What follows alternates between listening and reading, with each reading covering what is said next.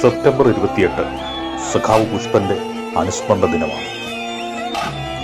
കനൽ പെയ്തിറങ്ങിയ ഒരു കാലത്തിന്റെ തിളയ്ക്കുന്ന ഓർമ്മയാണ് പുതുക്കുടി പുഷ്പൻ.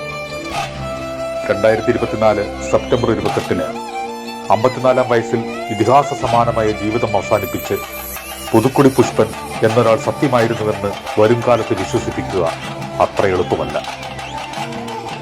5 താരകങ്ങൾ ചെഞ്ചോരയായി തെളിഞ്ഞു നിൽക്കുന്ന 3 പതിറ്റാണ്ട് കാലം വാടാതെ നിന്ന ചെമ്പനീർ പൂവാണ് സഖാവ് പുഷ്പൻ.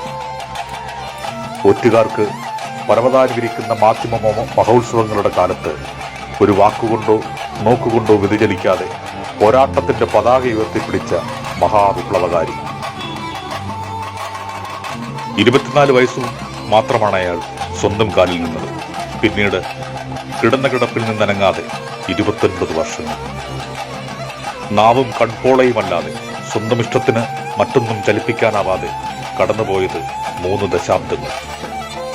ജനലക്ഷങ്ങളിൽ ആവേശത്തിര തീർത്ത സമര പോരാളിയാണ്. സമരത്തിന്റെ മഹാസൂര്യൻ സഖാവ് പുഷ്പൻ.